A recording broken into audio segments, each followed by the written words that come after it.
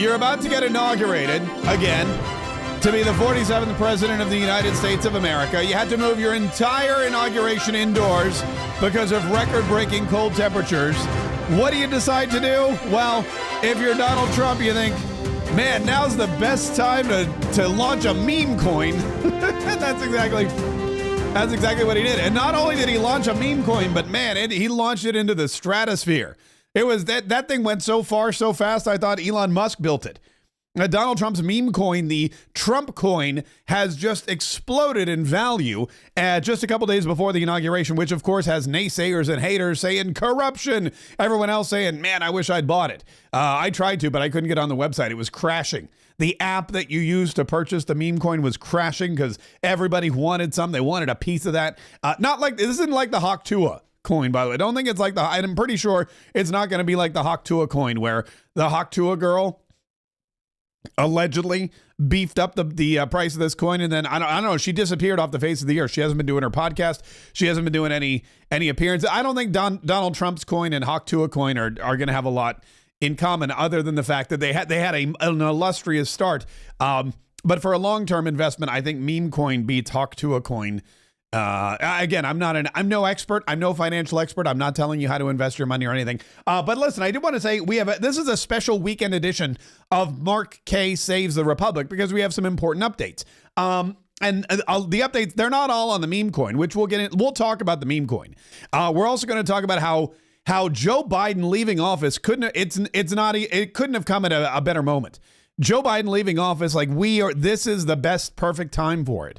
If we ever were in danger of something, of Joe Biden's mental instability, of his dementia, we now have proof from the Speaker of the House of Representatives, Mike Johnson. We have proof that Joe Biden is incapable of executing the office of president. So we'll get to that here in just a minute as well. But let me tell you the updates, first of all, about the inauguration, because the inauguration is on Monday, and the inauguration was supposed to be it was supposed to be a big outdoor event, sure, a little on the cold side, but there were going to be 250,000 people in Washington, D.C. to witness Donald Trump take the oath of office and be sworn in as the 47th president of the United States. Maybe you've seen the hats. Maybe you know the mutton. Maybe you know the numbers. Maybe you've seen one of the rallies. Maybe you've heard a little something about this. And Donald Trump's inauguration was going to be one of the biggest parties in Washington, D.C. Also the coldest. The temperatures plummeted, or we're being told that they're going to plummet 11 degrees. With the wind chill, it could be even colder, dangerously cold temperatures, potential snow and sleet and freezing rain, all kinds of horrible stuff. And Donald Trump and his campaign, the inaugural committee and the Donald Trump transition team made an announcement yesterday, and they said it's too dangerous. We're going to move this thing inside.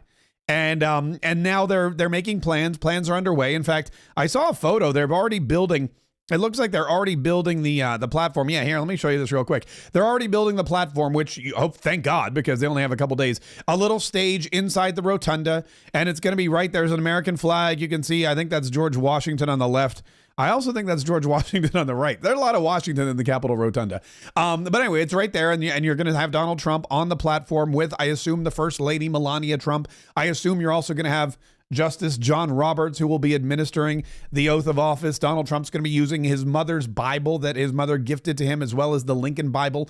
They're going to be stacked up together, so that's going to be very exciting and very poignant and very memorable. And then the rest of the rotunda is going to be jam-packed with 433 Congress people, a whole bunch of Donald Trump's staff, his family, which is 20 people right there. Then you're going to have senators galore. You're going to have heads of state. You're going to have his entire cabinet. It's going to be Elon Musk, and his kid will probably be there with his kid on his shoulder. All these people, donors, everyone's going to be trying to get into the Capitol Rotunda for what is now the most exclusive, probably the most exclusive ceremony we've ever had in the United States of America.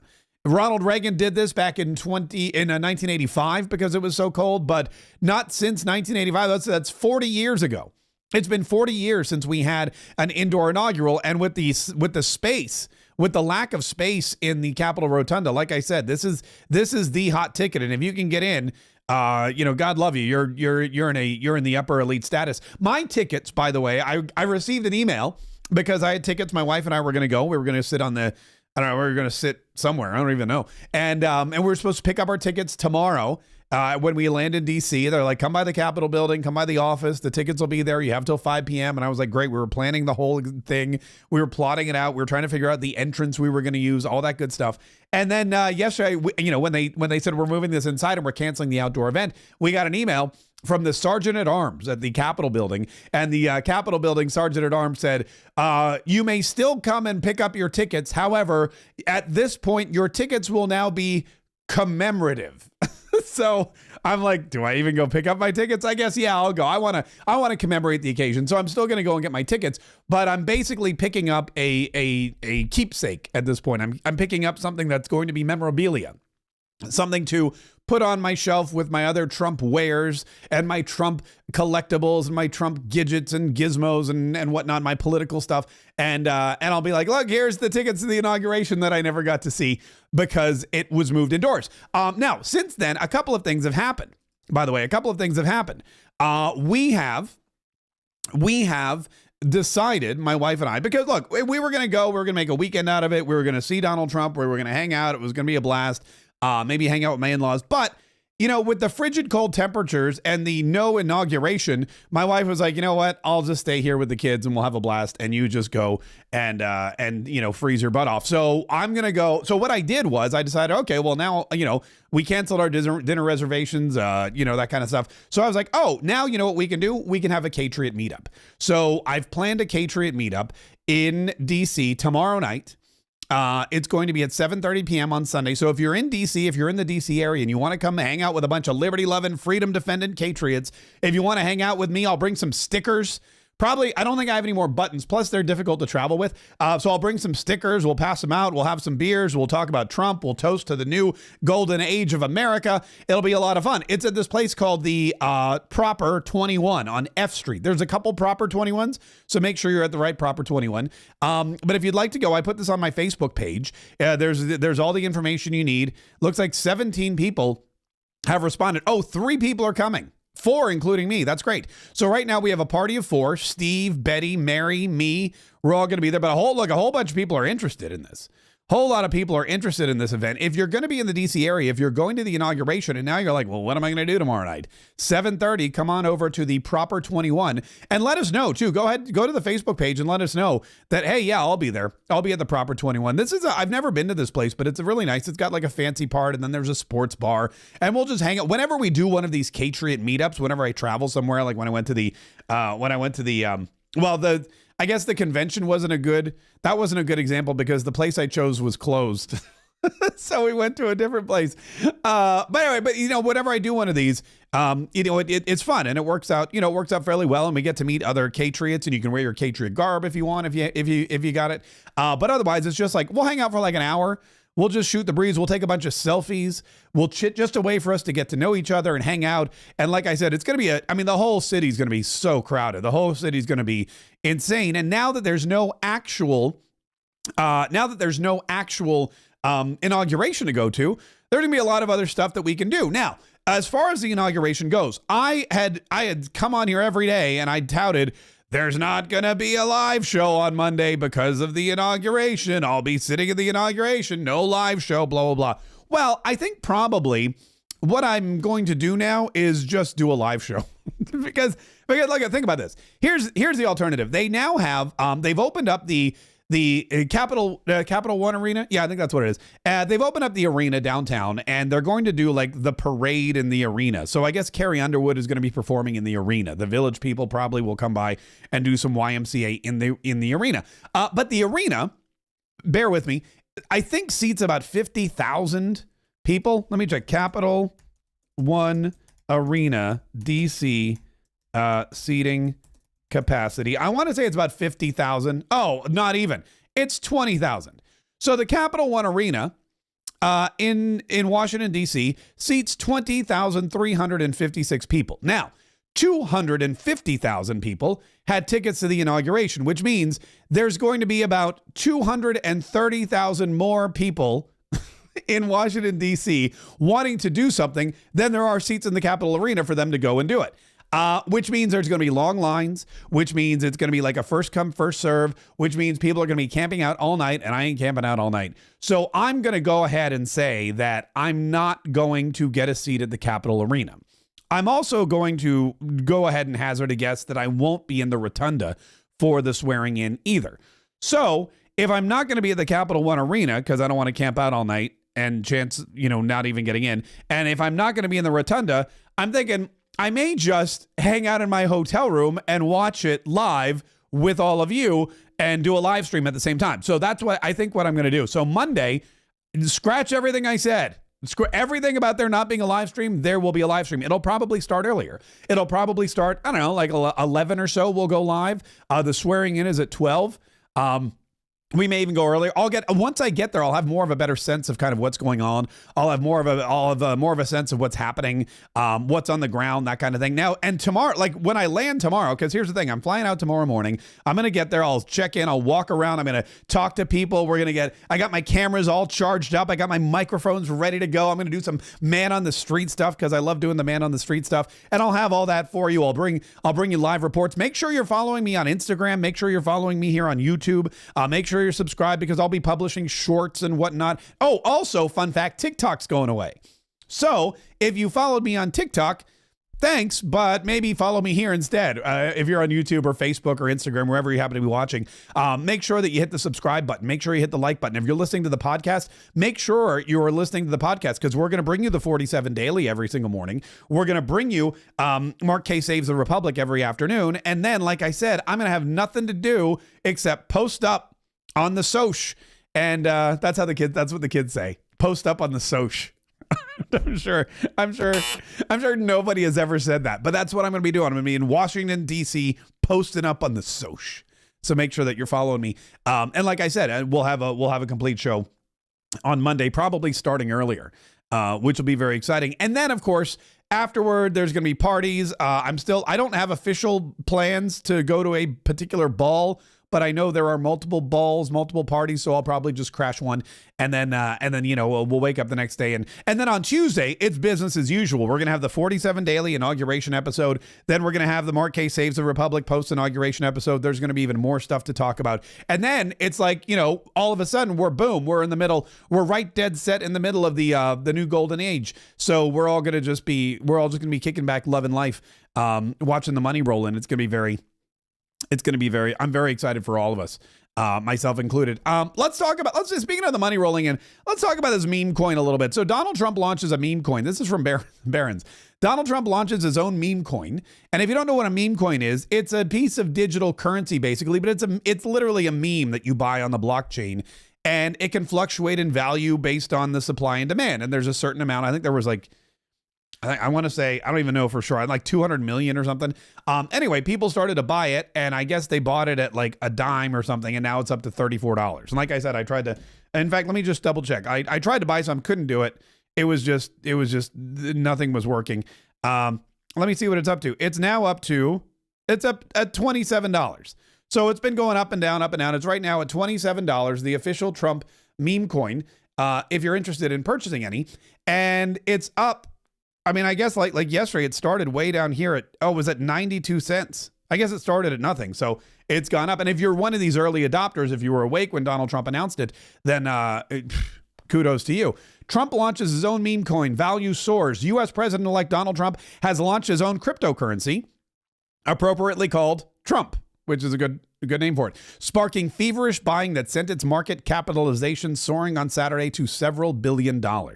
In a message posted on his Truth Social platform X, Trump unveiled the so-called meme coin, which is designed to capitalize on the popularity of a certain personality, movement, or viral internet trend. Meme coins have no economic or transactional value and are often seen as a means of speculative trading. The Trump meme celebrates a leader who doesn't back down no matter the odds, says the coin's official site, which makes reference to the assassination attempt against the Republican in July 2024. In fact, if we go to gettrumpmemes.com, you can see, here it is. This is the official site, the only official Trump meme. And there's Trump looking svelte, by the way. I don't know if this is AI generated or whatever, but this is a very youthful, svelte looking Trump. They did a good job on him. Join the Trump community. This is history in the making. Celebrate our win and have fun. And then you can buy now. You can, oh, don't look at that. I guess that's, I don't know what that is. And then look, crypto president, Trump are now freely tradable on the blockchain. I only understand like half of this stuff. I'm going to be honest with you. But here it is. On July 13th, 2024, President Trump faced death and came up fighting with his fist in the air and the iconic battle cry, "Fight, fight, fight." President Trump showed the world what a leader is made of. His strength and courage ignited a movement, becoming the most memorable meme of the century. Now you can get your piece of history. This Trump meme celebrates a leader who doesn't back down no matter the odds. Join the Trump community. We're all about fighting for what matters. But fun fact, by the way, this is the same exact logo that's on the Trump Fight, Fight, Fight cologne that I have. It's the same exact thing, but this is on the meme coin. Allocation. Okay, here we go. So I said 2 billion. I was wrong. There are 200 million Trump available on day one and will grow to a total of 1 billion Trump over 3 years. Each group's allocation are released on their own schedule over 3 years. So here you go. Here's group one released, and then there'll be other groups. Again, I'm not 100% sure how all that works, but you can buy, look, you can buy now. You can do all this stuff. Join the Trump meme community. Donald Trump's special coin, own a piece of history. Frequently asked questions. Is this an official Trump product? Yes, this is the only Trump meme by President Donald Trump. And this was a big point of contention because people, they're like, what is this thing? And then when they realized, some people thought that Donald Trump got hacked because he posted it on his Twitter. Some people thought that he got hacked on Truth Social, but no, this is it. What is the official contract address and symbol for the meme? How can I get Trump memes? Moonshot is the easiest way. Users sign up with an email address, can deposit, blah, blah, blah, blah. What is a meme? And then they have, we don't need to go through. You can read all those on your own time if you want. But I did want to share with you what Donald Trump posted on his Truth Social, which is, he's going post crazy, by the way. It's, here we go. Where is it? Here it is. My new official Trump meme is here. It's time to celebrate everything we stand for. Winning. Join my very special Trump community. Get your Trump now. Go to Get Trump Memes. And then here it is. And everyone was like, what is happening? What even is this? But apparently it's something that everyone's, or a lot of people are really, oh, and there's Alejandro Mayorkas. I don't know why he's there. Are really into it. And like I said, it's been skyrocketing and it's been soaring. And I guess it's the best time to do it. I guess if you're going to get inaugurated, what better time? You got all the free publicity. I mean, you are the president of the United States too. So it's a great time to celebrate with a meme coin. And I guess, before you go back to the White House, you can bank a couple $1 billion in your bank account. That way, your family will be okay while you're out serving the country. Because maybe they were concerned. Maybe they were concerned about something else. I wanted to share with you today is this whole thing with Joe Biden. Joe Biden not being president couldn't have come at a better time. Like I'm telling you, it's definitely the best time for Joe Biden not to be president. This is Barry Weiss from the Free Press, and she was interviewing Mike Johnson, who looks very uncomfortable. These chairs that they're in, let me show you the chair. These chairs don't look very comfortable. Mike Johnson looks like he's squished into this tiny little chair. They're on this tiny little stage. It looks like they're at a comedy club. I don't know. I mean, I don't know where it is, but I've been to a lot of comedy clubs. I've performed at a couple comedy clubs, and this has all the makings of a comedy club. I don't know if it's there's a famous one in DC. I forget what it is, but it looks like a comedy club stage with the brick wall, the lights. And then look, there's people right up front here with a little table and they've got glasses. I mean, or like it's a jazz club or something. But anyway, listen to what he said about Joe Biden not remembering an executive order he signed. Okay. Let's talk about Biden for a second. Yeah. You have said that he is the worst. I actually want to quote this, make sure I get it right.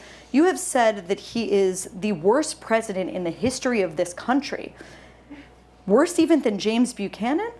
I didn't say that. Yes, you did. No, I didn't say James Buchanan. No, you didn't say James Buchanan. You said Biden is the worst president in the history of the country. With him about to leave office. Let's pause this for a minute. See what she tried to do there? She tried to put words in his mouth, but he caught her.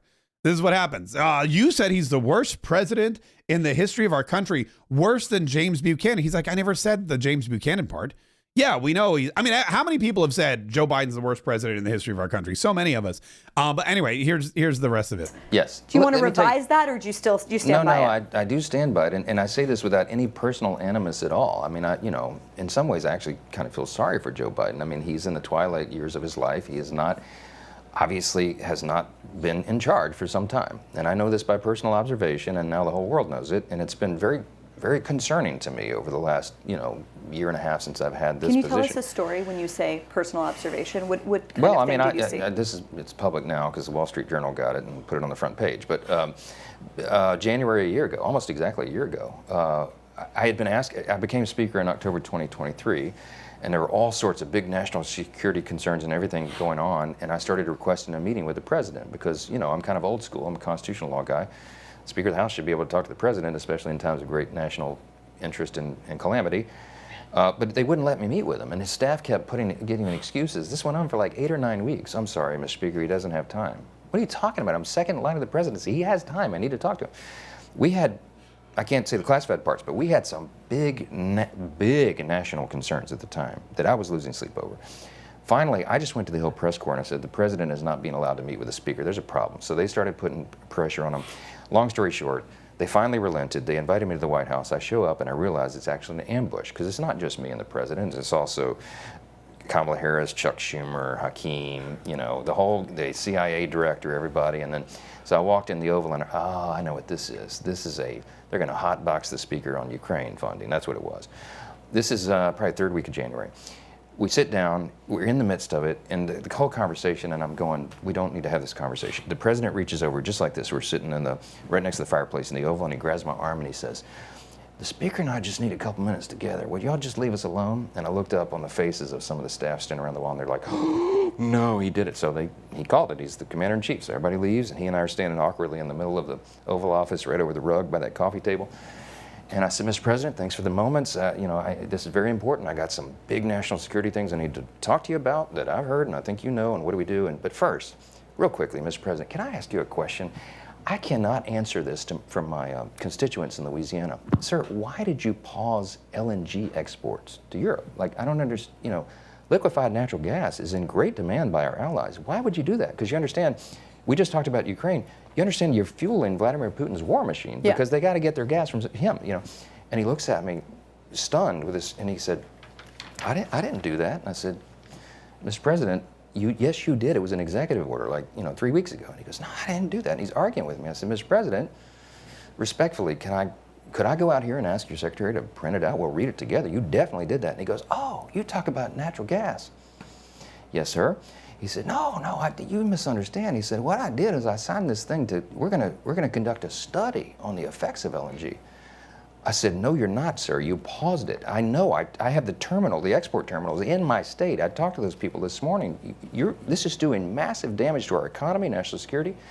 It occurred to me, Barry, he was not lying to me. He genuinely did not know what he had signed. And I walked out of that meeting with fear and loathing because I thought, we're in serious trouble. Who is running the country? I don't know who put the paper in front of him, but he didn't know. Yeah. So there you go. So Mike Johnson, he's very quiet, that guy. Mike Johnson telling the story about how Joe Biden signed an executive order, had no idea what it was. He thought maybe they told him, oh, sir, this is to conduct a study for liquid gas and natural gas exports to see what the effect would be if we pause it. He goes, it's just a study? Yeah. Okay. And he signs it. And little does he know, he's actually pausing it, which causes a huge economic and national security concern for the United States of America, Louisiana, Mike Johnson, and, well, the rest of us. And now Mike Johnson is very concerned because all of a sudden he realizes people are getting Joe Biden to sign stuff, and Joe Biden has no idea what he's signing. Not like he would have any idea what he was signing anyway. But like I said, this cannot end soon enough. There's a lot of other things that are happening. Of course, there's going to be, in the next 24, 48 hours, there's going to be pardons galore. There's going to be Joe Biden, by the way, I don't know if you heard about this. Joe Biden tried to convince people that there's a 28th Amendment to the Constitution. He tried to convince everybody, all of a sudden he just said, the 28th Amendment has been ratified. And everyone's like, what are you talking about, old man? He just decided on the way out the door, I haven't done anything good. I've done actually a lot of things that are bad. If I haven't done anything good and all I've done are things that are bad, what can I do that's good before I leave? I know. I'll just announce that the 28th Amendment has been ratified. Now, the 28th Amendment has not been ratified.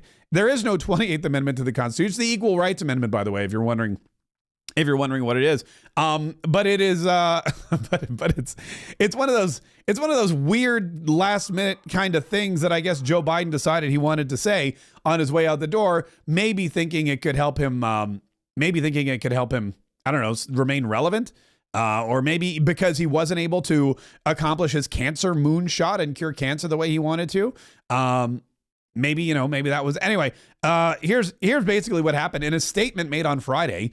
President Joe Biden, close that, affirmed that the Equal Rights Amendment is ratified, asserting that it is now the 28th Amendment to the United States Constitution.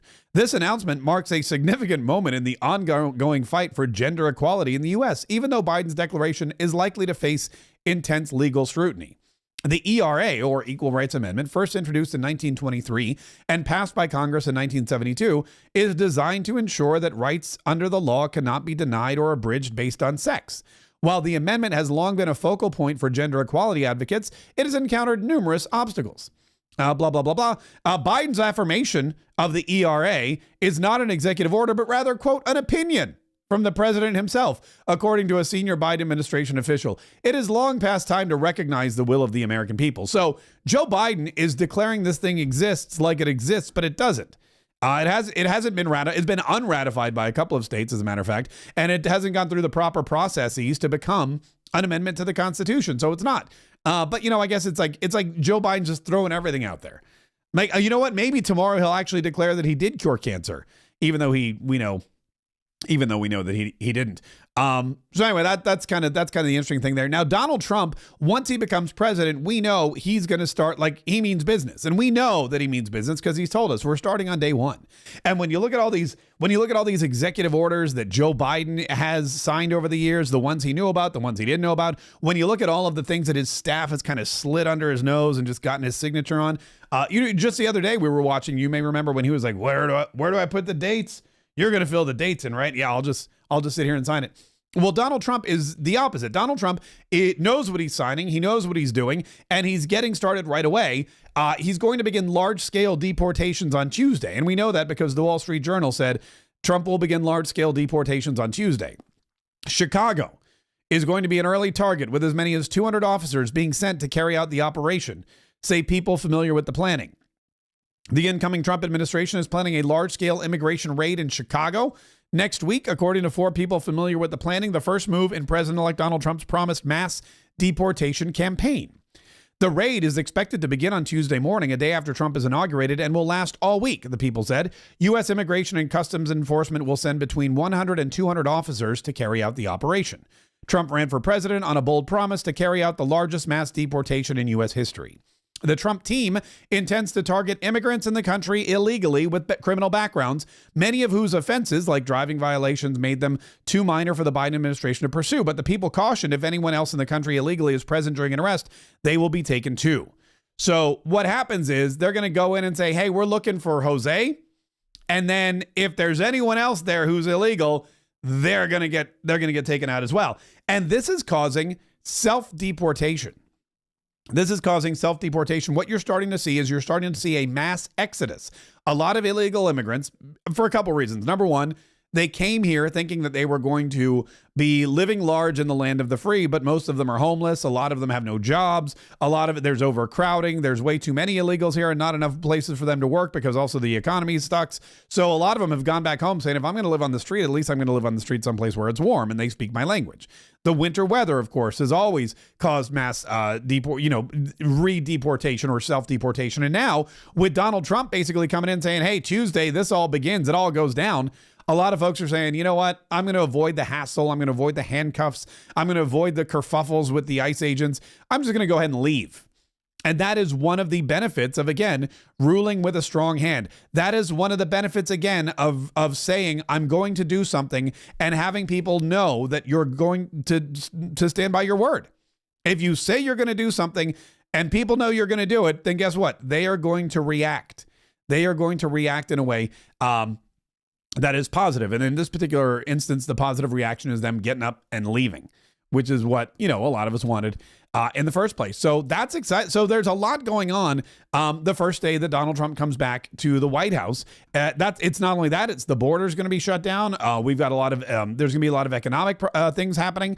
There's going to be a lot of movement on various different, other political policies that Joe Biden has stopped. They're going to start building the border wall again, which is going to be great. And then you're going to see movement with some of these, with, of course, the ceasefire agreement, which was signed, and then movement on Ukraine. One of the early things that has to happen is that Congress has to go in and they have to figure out what they're doing with these two bills, one of which the Freedom Caucus said, we will raise the debt ceiling, but we're going to want these assurances about cost-cutting measures. So, like I said, it's going to be a very, very, very, very, very busy day or a couple days after the inauguration. Now, there's another storyline going on with the inauguration, and that is whether or not it's actually the weather. And I've heard a couple of prominent people say it's not the weather. It's not the weather. A lot of people say, I think Dan Bongino was one of them that said, I think there's something fishy going on. Look at this, by the way. That looks like it's AI, but it's very cool. A lot of people say, look, I think it's fishy. I think that the Trump camp knows something. I think that there's threats. I think that there's threats that they're not able to mitigate. Don't forget, we had drones flying all over the place. There's been, anytime Donald Trump is outdoors with a lot of people around, there's always potential of a threat. It's not just foreign agents like Iran, but local terrorists who are out to maybe get Donald Trump. And so what happens is when that goes down, people start talking and they say, maybe there's another reason. Maybe there's another reason why Donald Trump has moved his inauguration indoors, and that is because not just the weather, not just the potential threat, but maybe the potential threat to himself. And we don't know it, but they want to protect the president at any cost. I don't know for sure. Like I said, I'm not privy to those kinds of conversations, but I do know that that's the speculation. There's always speculation when there's a last-minute change. Again, did anyone really want to stand out in the cold? No. Were we going to? Absolutely.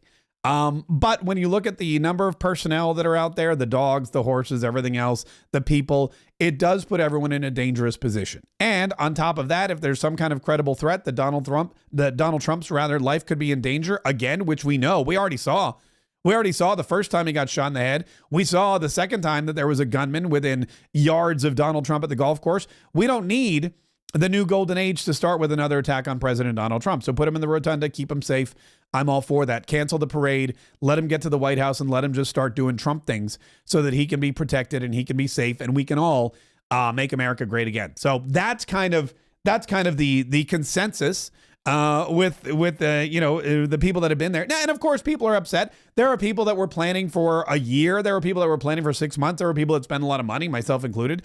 There's a lot that goes into it. Plane tickets and hotel fares. People have gotten Airbnbs. The prices were all jacked up. I'm sure folks got new clothing. I got a bunch of new hats that say 47 on them.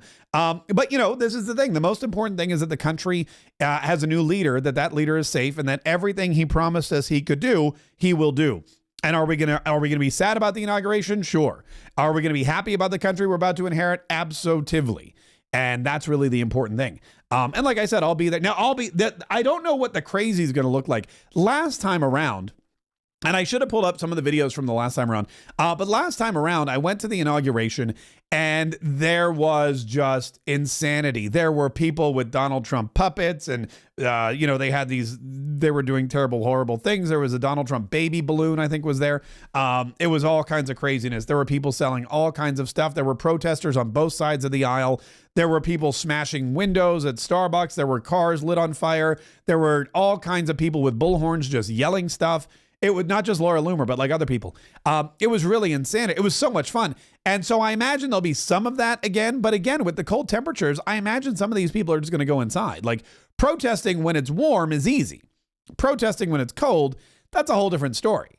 If you're protesting and your fingers are falling off, that's going to be totally different than if you're getting a sunburn or, you're jam-packed with vitamin D. Sweaty protesters are a dime a dozen. You don't see a lot of hypothermic protesters.